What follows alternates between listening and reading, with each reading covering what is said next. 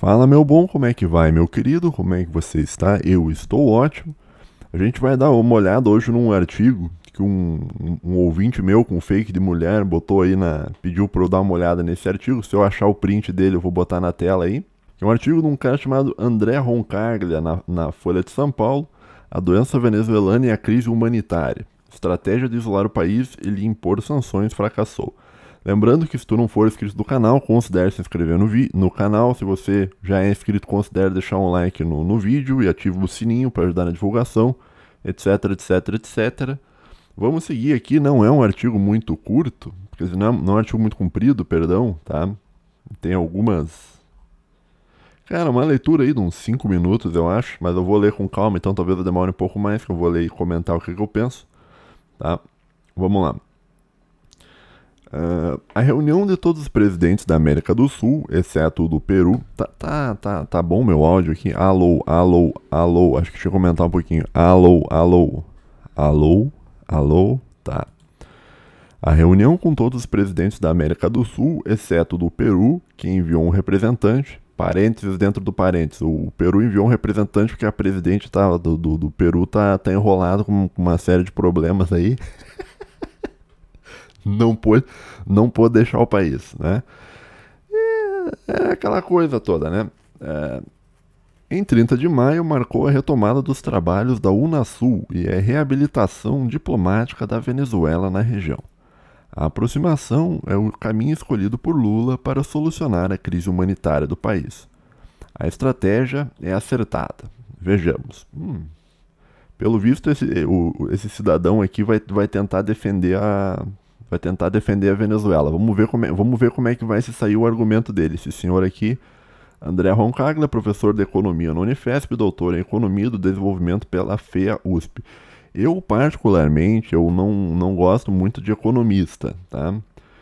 De pessoas que, não de economista, porque eu gosto de economistas, mas eu não gosto de pessoas que valorizam muito a área econômica. A área econômica, ela é isso aí, não sou eu que digo, existem inúmeros filósofos falando sobre isso. A área econômica é uma das áreas mais baixas da vida, tá? É uma das áreas mais básicas da vida e existem outras áreas que são mais importantes que a área econômica, né? A área econômica ela é quase como se fosse a base do negócio e por isso ela é de fato bastante importante. Mas a existência humana não limita-se apenas a fatores econômicos, né? A existência humana é algo além disso, né? Então, meio que quando você vê alguém que só se preocupa com economia, é quase como se a pessoa estivesse só se preocupando com uma parte mais básica da própria vida, né? Então, no geral, assim, a minha opinião, assim, eu não gosto muito de pessoas que o foco muito é economia, tá? Mas também não odeio, assim, sabe? Eu só olho assim, pô, o cara estuda economia. Né? Vamos ver aqui, vamos ver o que ele... O colapso socioeconômico da Venezuela resultou da complexa interação de uma estrutura econômica particular, tensões políticas internas e reações geopolíticas. A íntima relação entre a atuação do Estado e renda petroleira marca a trajetória econômica e política social do país. Esse texto já não está bem claro, né? Vamos de novo. A íntima relação entre a atuação do Estado e a renda petroleira marca a trajetória econômica e social de um país há um século, quando foram descobertas várias reservas petrolíferas. O país se especializou em fornecer petróleo ao ZEUA e gerou uma economia de enclave, em que o setor dinâmico ficou ilhado e não estimulou a expansão do mercado interno, nem a diversificação produtiva da economia. O que ele está querendo te dizer é de um modo bem simples, que ele deveria ter escrito de um modo mais simples, tá? Mas o que ele está querendo dizer é o seguinte: a economia da Venezuela, quase toda ela era petróleo. Tá? Se não me engano, era 90% do PIB era petróleo. Tá? Então, o que o governo da Venezuela deveria ter feito? Ele deveria ter pegado esse dinheiro do petróleo e investido em outros setores, da economia, para diversificar. Tá? Isso é um erro, foi um grande erro da Venezuela e, inclusive, é um grande erro do Brasil também. Né? O Brasil, assim... Uma boa parte da economia da gente é o agro, né? Se quebrar o agro, por exemplo, sei lá, algum país lança uma praga, né, para acabar com a soja brasileira, basicamente acabou o país. Claro que o Brasil ele ainda tem como viver de renda através de extração de minérios, como Petrobras e Vale e tal. Então não é, o caso do Brasil não é um caso assim tão ruim quanto a Venezuela. Mas a Venezuela descobriu o grande reserva de petróleo, só desenvolveu a parte de petróleo, não desenvolveu nenhuma outra parte. Quando deu um problema do petróleo, do preço do petróleo cair, quebrou o país. Tá? Basicamente é isso. E isso é um erro, isso aí foi um erro, tá? Diga-se de passagem, isso foi um erro do venezuelano, do povo venezuelano que não pressionou os políticos para fazer algo para diversificar a economia. E erro também dos políticos que não tiveram a visão de que só botar as tuas fichas num lugar só é algo que é muito arriscado, né? O presidente Lula e Nicolás Maduro, tá? Ok, tá ali os dois e tal. Tem uma bandeira da Argentina aqui, não tem nada a ver aqui. Em seus ensaios sobre a Venezuela, 1957, Celso Furtado já descreveu o modelo como subdesenvolvimento com abundâncias de divisas. A doença venezuelana antecedeu em algumas décadas, portanto, a descoberta de gás natural na Holanda, nos anos de 1960, que consolidou na literatura a expressão doença holandesa. No caso da Venezuela, essa maldição de recursos naturais, tá? Ele não está te explicando isso direito, mas essa expressão, tá? Maldição de recursos naturais, é que assim, um país ele descobre um recurso natural que vale muito dinheiro, daí ele só investe naquilo ali, tá? E não investe em mais nada, e daí dá problema. Tá? Isso aí aconteceu na Holanda, ele está afirmando aqui, eu não sei se é bem o caso do gás natural da Holanda, e aconteceu na Venezuela, né?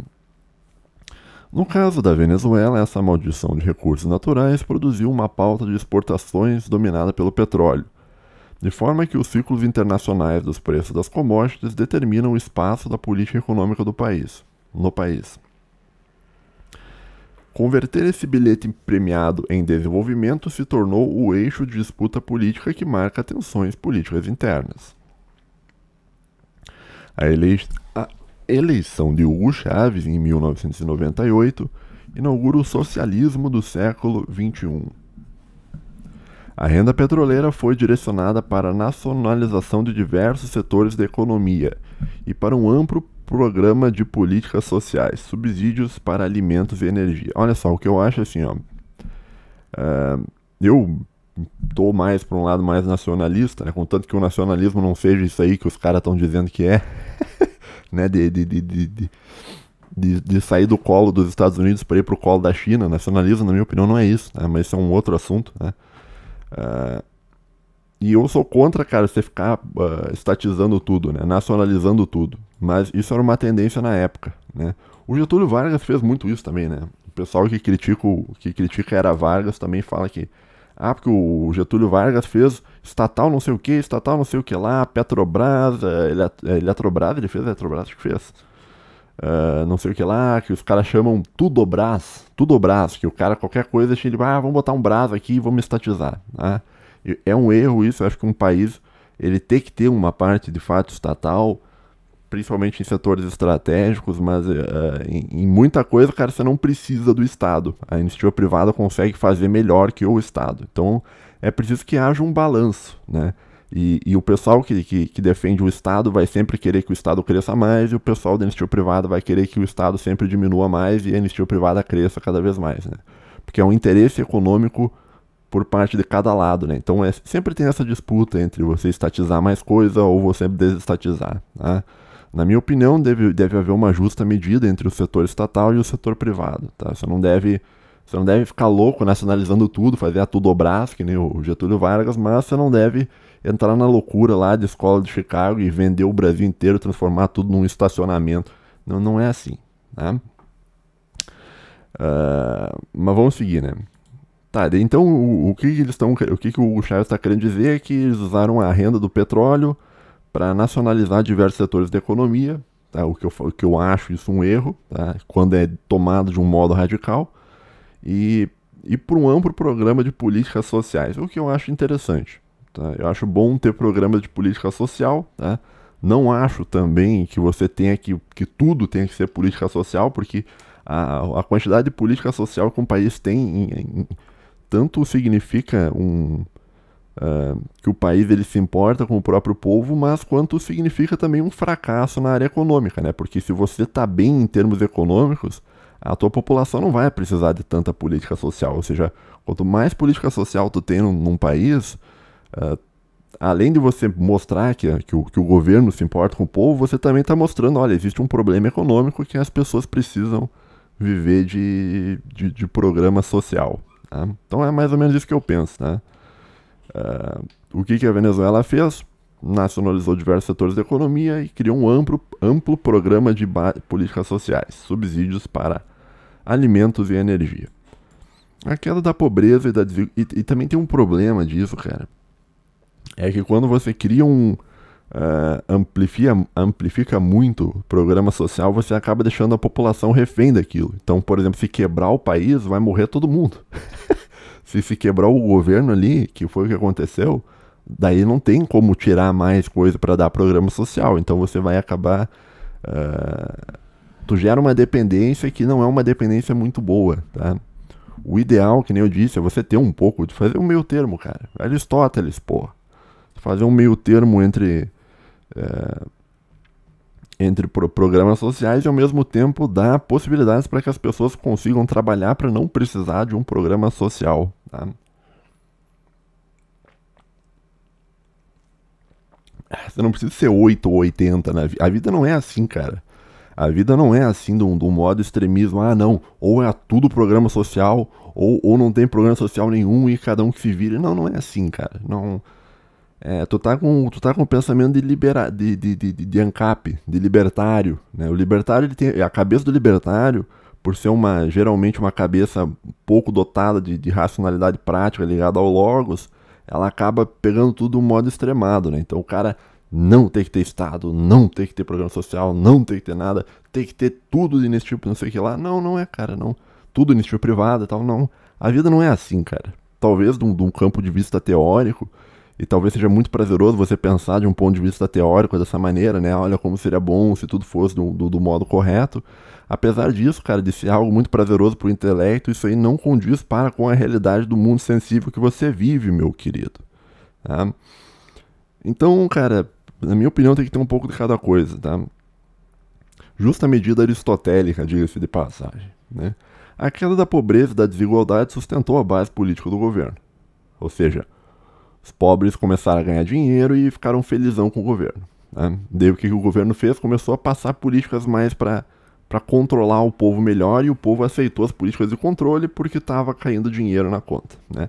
Mais ou menos o que acontece com o governo chinês. Né? O governo chinês ele não virou um negócio assim, super rígido do nada. Né? Ele foi indo aos pouquinhos ali e tal. Chegou uma parte que ele deu uma virada, assim, mas o autoritarismo ele nunca se implementa de uma hora para outra, assim. Ele é um processo gradual que nem tá que nem tá acontecendo com o Lindil, né? Que a gente tá aos pouquinhos cada vez mais sem liberdade e tal. Só que a diferença é que a gente não tá tendo um progresso econômico, né? Mas vamos seguir. Não sei se tá interessante isso que eu tô falando, mas enfim. A queda da pobreza e da desigualdade sustentou a base política do governo. Mas a diversificação produtiva não se consolidou e, portanto, não gerou empregos de qualidade à população. A fragilidade externa e estrutural se manteve. A partir de 2016, a queda do preço do barril de petróleo abaixo de $30 e o avanço de uma ampla variedade de sanções ainda em rigor por parte dos Estados Unidos e da Europa fecharam a torneira dos dólares ao país, agravando o conflito político interno. Em agosto de 2017, o governo Trump emitiu a Ordem Executiva 13.808, impedindo a estatal de petróleo da Venezuela, a PDVSA, de acessar os mercados financeiros dos Estados Unidos. Em 2020, sanções secundárias... Só um pouquinho. Tô com sono, cara. Texto meio... Tipo assim, esse texto ele poderia ser escrito de um modo muito mais fácil, né? Em 2020, sanções secundárias puniram empresas que transportavam o petróleo venezuelano. Com efeito, quando os preços do petróleo se recuperam, a Venezuela já não tinha produção. Ou seja, a crise impactou na diminuição da capacidade produtiva na Venezuela. E daí, quando a crise passou, a Venezuela não tinha mais como retomar a produção. Tá? O impacto das medidas foi rápido e desastroso, em especial sobre a produção de petróleo da Venezuela, de 2,4 milhões de barris por dia antes da crise para 400 mil em 2020, conforme estudo CEPR. A queda de 72% do PIB per capita acompanhou o desmonte da assistência social, o aumento da frequência dos apagões, a falta de acesso a vacinas, as taxas de pobreza, que chegaram a 93%, doenças e desnutrição. E tem umas fotos de uns refugiados aqui, que é bastante triste, assim, por mais que eu não goste muito da América Espanhola, eu já tenho muitas críticas à América Espanhola, ainda assim, quem se ferra mais, tá, com as decisões dos governantes da América Espanhola é o povo. O povo sempre, desde lá da época do Solano Lopes, é assim, né, cara? Mas fazer o que, né, cara?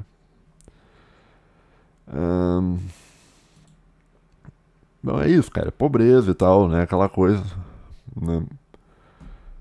Estudo de Mark e Weisbrot e Jeffrey Sachs. Jeffrey Sachs, só um pouquinho. Jeffrey Sachs não é o cara do banco Goldman Sachs? Tô perguntando. Não sei. Bom, não dá pra falar desse banco, esse banco dá problema, não dá pra falar desse banco, deixa esse banco pra lá. O estudo de Mark Weisbrot, né? Só fazer um parênteses aqui, ó. Weisbrot é uma palavra em alemão, tá? Que significa Weiss é branco, mas na verdade é com um outro S, tá? Isso aqui é uma adaptação, eu acho. Weiss é branco, tá? E Brot é pão. Seria pão branco, o sobrenome do cara em alemão, tá? O estudo agora, Sachs, eu não sei o que significa. Né? O estudo de Mark Weisbrot e Jeffrey Sachs concluiu que as sanções econômicas contribuíram substancialmente para a morte de cerca de 40 mil venezuelanos apenas em 2018. Apesar de não estarem em um país em guerra, mais de 7,2 milhões de venezuelanos emigraram de sua terra, número comparado ao de refugiados sírios. Em suma, a estratégia de isolar o país e impor-lhe sanções fracassou. Este é o contexto que informa as falas de Lula.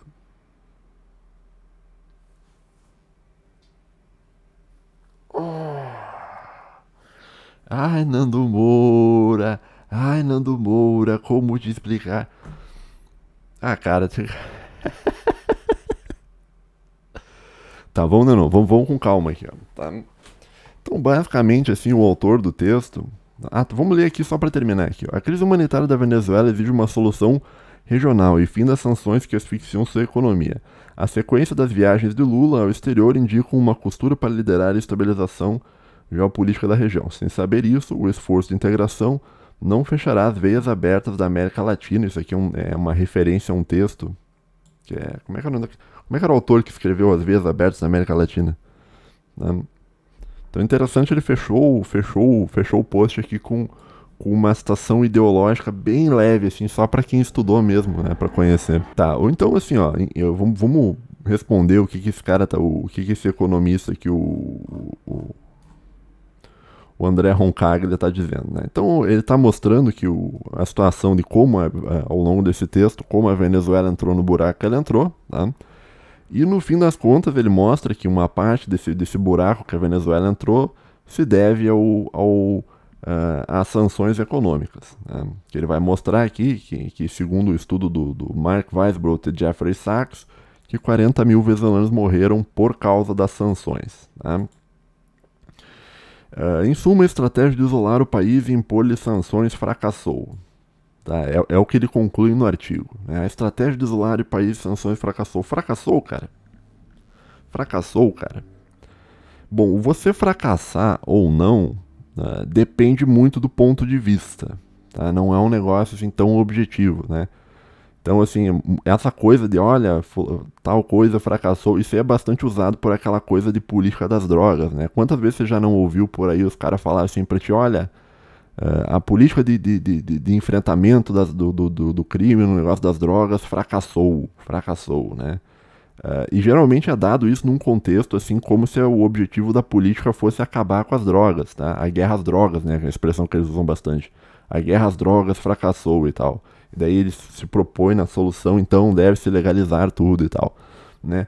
Mas a questão é assim, ó, essa política de guerra às drogas, até onde eu saiba, o objetivo dela nunca foi terminar com as drogas, tá? Porque é impossível você terminar com as drogas. Isso aí todo mundo sabe que é impossível, né? Agora, o objetivo dessa política de drogas é reduzir o máximo possível a quantidade de drogas em circulação. E nesse sentido, ela foi uma política bastante bem sucedida, diga-se de passagem. Tá? Mas, como eu disse, depende. Se você dizer que uma coisa fracassou ou não, depende do ponto de vista, né? Se o teu ponto de vista é um ponto de vista lá de um cara lá da ONG Sou da Paz, ele vai olhar e vai dizer que a guerra às drogas fracassaram porque não conseguiram terminar com o tráfico de drogas. Então, no critério dele, fracassou. Né? Agora, será que a política antidrogas ela é realmente isso? O objetivo é realmente acabar com as drogas? Não. Né? Se o objetivo não é terminar com as drogas, mas sim reduzir bastante o número de drogas em circulação, a política das guerras às drogas é, na verdade, um grande sucesso. É um sucesso muito grande. Talvez um sucesso muito maior do que se você legalizasse. Porque se você legalizar, você vai aumentar o número em circulação, né, desse produto. Né? Então, por quê? Porque é muito mais fácil você conseguir acesso a um produto legalizado do que você conseguir acesso a um produto não legalizado. Então, quando você legaliza o negócio, a tendência é que as pessoas tenham um acesso mais facilitado e acabam indo mais para aquela coisa toda, né? Então, assim, sempre que alguém chegar para ti e falar assim, olha, tal coisa fracassou, né? Todo fracasso e todo sucesso, ele depende de uma perspectiva da pessoa que está julgando se a coisa fracassou ou não, tá? Então aqui, ele está dizendo, olha, em suma, a estratégia de isolar o país e impor sanções fracassou. Tá? Fracassou por quê? Porque morreram 40 mil venezuelanos, tá? A estratégia de isolar a Venezuela tinha como objetivo salvar a vida dos venezuelanos, sim ou não? Não, pelo menos o meu negócio, assim, que eu acho, cara, com relação às sanções da Venezuela, cara, eu acho que o principal modo, tá, a principal coisa de você sancionar um país desse tipo é você reduzir os meios de ação que esse país vai ter para matar o próprio povo. Tá? Então você mata 40 mil pessoas, né, com uma sanção, supondo que de fato tenham morrido 40 mil pessoas, você mata 40 mil pessoas com uma sanção e assim você impede que o ditador bolivariano venezuelano mate 200, 300, 400, 500 mil pessoas, que nem foi na Guerra do Paraguai. A Guerra do Paraguai, se não me engano, morreram entre 350 ou 400 mil paraguaios por causa do governo. Porque o governo, naquela época, ele tinha meios de ação para matar o próprio povo, né? Então, assim, quando você faz uma sanção para um país, você está tentando fazer a sanção para reduzir meios de ação, dinheiro, tá? Entenda, dinheiro, para que esse governo se expanda o seu controle ainda mais e consiga matar a população de um modo mais efetivo, que nem o pessoal da América Espanhola costuma fazer bastante, né? Diga-se de passagem. Né? Não sei se tu entendeu o que eu falei, tá? Então, assim, o objetivo da sanção não é, tipo, derrubar o governo, porque isso é um negócio, cara. Eu acho que nunca na história da humanidade uma sanção derrubou um governo. Acho que, parando pra pensar, assim, em termos históricos. Peraí que eu tô pensando. Não, acho que não, cara. Se tu lembrar algum exemplo histórico, me diga, tá? Mas até onde eu sei, nunca na história da humanidade uma sanção derrubou um governo, tá? E o objetivo de uma sanção não é derrubar o governo, porque todo mundo sabe que sanção não derruba o governo, né? O objetivo da sanção é reduzir o meio de ação de um governo totalitário que é contra os direitos humanos, tá? Esse é o principal objetivo de uma sanção. Claro, também tem um objetivo secundário, né, que é você dominar um país. Você pode dominar um país através de sanções também, tá? Você pode eliminar um concorrente também, né? Porque também, assim, ó, vamos ser bem sinceros, quem impôs as sanções foram os Estados Unidos, o pessoal do Partido Democrata Americano, tá? Esse pessoal não está preocupado também com a América Latina, com o bem na Venezuela. Talvez o motivo pelo qual a sanção à Venezuela foi feita foi para eliminar um concorrente no mercado internacional de petróleo, tá? E daí, nesse caso, se o objetivo foi esse, a sanção foi muito bem sucedida. Tá? Então não dá para dizer que a estratégia de isolar o país fracassou, se tu analisar por essa ótica. Se a ótica é você eliminar um concorrente na indústria de petróleo, a estratégia de isolar o país foi 100% bem sucedida. Uma das estratégias de isolamento mais bem sucedidas da história, diga-se de passagem. Porque a Venezuela ela tinha um potencial de virar uma Arábia Saudita. Não virou por quê? Muito por causa do governo bolivariano maluco que os caras têm, do Solano Lopes da vez, né? E também por causa da sanção, né? Que eliminou um concorrente dentro do mercado. Tá? Agora, essa sanção foi feita a troco de nada? Não. Foi feita porque o atual governo da Venezuela é um governo que constantemente viola direitos humanos e mata o próprio povo. Tá? Então, por exemplo, você não teria, vamos pensar assim em termos de Brasil, você não teria como sancionar o Brasil desse modo, porque o governo ele não mata diretamente o próprio povo, assim, não que nem o governo do Maduro fez. Tá? Então, claro, se for pensar que tá morrendo os índios Yanomami e tal, só que isso aí o negócio dos índios Yanomami é uma narrativa, né, cara? Esse é um outro negócio daquilo que eu falei pra ti sobre narrativa, né? Pera aí, deixa eu te mostrar um negócio aqui, ó. Pera aí, só um pouquinho. Eu vou fazer um corte no vídeo e eu já volto. Tá, voltei, pessoal, aqui, ó. Eu achei um vídeo aqui só pra te mostrar um negócio Claro, aqui eu já tô saindo do assunto do vídeo, né? Deixa eu ver quanto tempo eu já falei. 27 minutos, tá? Já tinha que ter encerrado aqui, já perdi a retenção do vídeo. Mas aqui, ó, tem um vídeo, cara, de 2003, né? Que aqui que era um vídeo que eu tava vendo esses dias sobre que o Enéas tinha ido visitar a Amazônia, tá? Então tá aqui o Enéas, isso em 2003, né? E é um vídeo informativo, na verdade, das Forças Armadas, onde eles estão relatando o que aconteceu, e eles relatam em uma linguagem ainda quando o jornalismo não tinha se degenerado e virado que virou, né? Parlamentares, a convite do Exército, visitou a área do Comando Militar da Amazônia. Após serem recebidos pelo chefe do Estado-Maior do Comando Militar da Amazônia... Isso aqui é o Braga Neto, né? Parece o Braga Neto. General de Brigada Vilas Boas, a comitiva fez uma visita ao Centro de Instrução de Guerra na Selva. O comandante do centro, Tenente-Coronel Jaborandi, falou aos parlamentares sobre a formação do guerreiro de selva. Em seguida, percorreram uma exposição sobre alimentos encontrados na selva, utilizadas nas instruções de sobrevivência. Tá baixinho o áudio, né, cara? Tá difícil de ouvir até pra mim aqui. Ó, conhece esse cara aqui, ó? Quem que é esse cara aqui, ó? Quem que é esse cara aqui, ó? Comandante militar da Amazônia, 2013. General de Exército Cláudio Barbosa de Figueiredo, recebeu a comitiva no quartel-general do CMA, onde foram proferidas palestras sobre a região amazônica e as atividades militares nela desenvolvidas. Uma aeronave da Força Aérea... Olha o Enéas aqui, ó. Dá pra ver o cara de longe, né, cara? A comitiva para São Gabriel. Eu acho que minha webcam ficou na frente, acho que tu não viu. Onde puderam assistir à formatura do 5º Batalhão de Infantaria de Selva, bem como visitar aquela guarnição.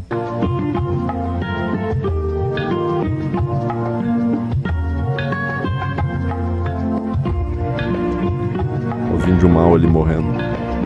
Em seguida, tiveram a oportunidade de conhecer o trabalho realizado pelo 1º Pelotão Especial de Fronteira, localizado em Iauareté. Na manhã seguinte, acompanhados do governador de Roraima, Flamarion Portela, visitaram o 4º Pelotão Especial de Fronteira, localizado em Surucucu, e conheceram uma aldeia indígena da tribo Yanomami. De que tribo? Só um pouquinho. De que tribo que é a aldeia indígena? Só um pouquinho que acho que eu não ouvi direito aqui. Só um pouquinho. Em Surucucu. E conheceram uma aldeia indígena da tribo Yanomami. Quem que é esse cara aqui tirando foto com o índio Yanomami em 2003, cara? O que para muitos constituiu-se numa experiência inédita.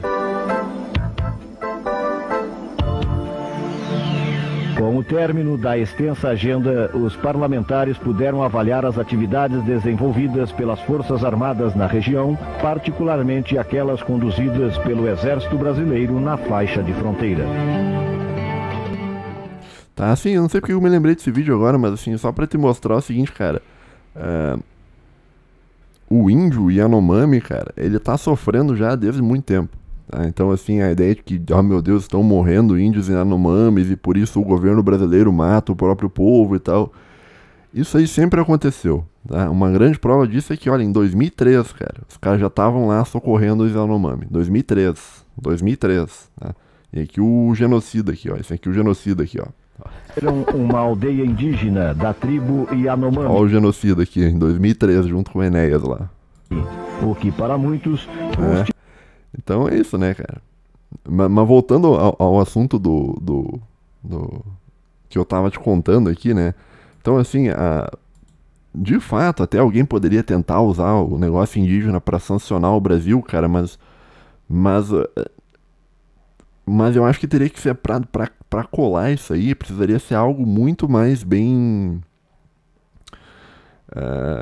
precisaria ser algo muito bem na cara, assim, sabe? Que nem é o governo venezuelano. O governo venezuelano é um negócio na cara escancarado pra todo mundo, que é um governo extremamente autoritário e que as consequências da ação do autoritarismo do seu governo mata o próprio povo, né? Então é muito mais fácil você sancionar um governo que nem o governo do Nicolás Maduro do que você sancionar um governo que nem o governo brasileiro. Porque o governo brasileiro tá desde 2013 aqui, ó, tentando fazer uma coisa aqui. Em Surucucu. Olha o Enéas aqui, ó. Né? Conheceram uma aldeia indígena da tribo Yanomami. E aqui o genocida, ó. Aqui o genocida, ó.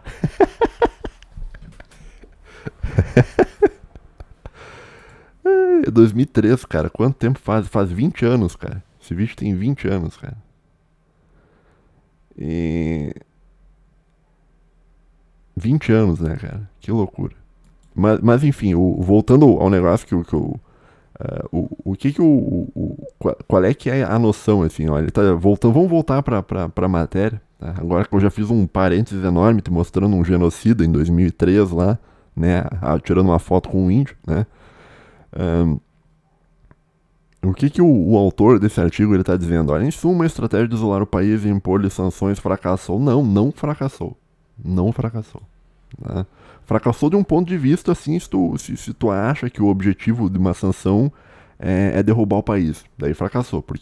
Mas o objetivo de uma sanção é isso? Sim ou não, ouvinte? Não.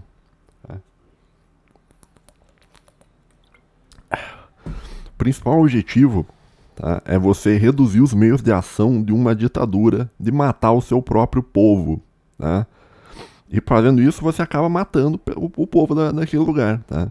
Então você pega, em vez de você, sei lá, vamos supor que tenha morrido 40 mil, tá? Se não tivesse feito nada, talvez teria morrido muito mais, tá? Porque aí você teria um governo muito mais forte, com muito mais meios de ação de fazer aquelas loucuragens bolivarianas que eles estavam fazendo, né? Então, assim, eu entendo, assim, o ponto de vista do autor desse artigo, né? Porque assim, ele está dizendo assim, ok, fracassou. Fracassou por quê? Porque morreram 40 mil venezuelanos. Né? Aliás, olha só que interessante, né? Ó, ele foi honesto aqui e disse assim, ó, estudo de Weisbrot e Sachs concluiu que as sanções econômicas contribuíram substancialmente, né? Mas não foi a sanção econômica que destruiu a Venezuela, tá? Conforme ele mesmo disse ali antes no artigo, o que destruiu a Venezuela foram uma série de escolhas erradas feitas pelo governo e pelo povo venezuelano, tá? E que acabaram levando a uma crise humanitária, que acabaram levando a um aumento do autoritarismo e que acabaram levando a sanções econômicas, né? Então, não sei se eu fui bem claro no meu ponto que eu estou querendo te mostrar, mas é mais ou menos isso que eu penso, né? Não sei por que me mandaram esse artigo para ler, talvez as pessoas querem que eu passe raiva com isso, né? Mas é isso, cara. Sempre que alguém fala, tal política fracassou e tal, pergunte em que sentido fracassou, né? Baseado em qual prisma, qual interpretação da realidade aquilo fracassou, né? Porque quando alguém diz, olha, em suma, a estratégia de isolar o país e impor sanções fracassou, ele está tentando te botar uma narrativa. E o único modo de você combater uma narrativa é mostrando a verdade, que ele vai encarar como uma narrativa, só que é uma narrativa muito difícil de você refutar, porque ela é a verdade. E o principal problema da Venezuela não é uma sanção econômica, tá? Porque crises tem em todos os países da América Latina, né? Então, também o principal também não foi a crise do petróleo e tal, não. O principal problema da Venezuela, que mata o próprio povo, é o governo deles, que é o governo Solano Lopes 3.0, 4.0, nem sei em qual Solano Lopes tá. Na verdade é qual Simão Bolívar, né? Porque a tradição da América Espanhola de matar o próprio povo acho que começou lá com Simão Bolívar. Depois teve quem? Simão Bolívar, Solano Lopes. Agora eu não sei, eu não vou saber a ordem, cara. Mas, cara, é uma tradição, tá? Então, assim, o Maduro, ele é só mais um. Depois ele vai sair. Depois vai entrar o outro cara. E vai continuar esse ciclo aí que o pessoal da América Espanhola tem. De ir pro tudo ou nada. Eles vão pro tudo ou nada. Perdem no tudo ou nada. Matam o próprio povo. Culpam o imperialismo. E continua assim até o infinito, tá? Tá bom, pessoal? Vamos ver se tem alguma coisa de comentário aqui, ó. Não vamos olhar comentário, cara. Eu já tô meio... Tem muito comentário e eu tô de bom humor, cara. Não... Eu tô de bom humor, cara. Eu não quero ler isso aqui, cara, senão eu vou ficar desgraçado da cabeça, tá? Então, porque os comentários é um pessoal maravilhoso aí, comentário, né? Tá bom, pessoal? Deixa um like aí se você chegou até o final, se inscreva no canal. Valeu, falou, tamo junto e tchau.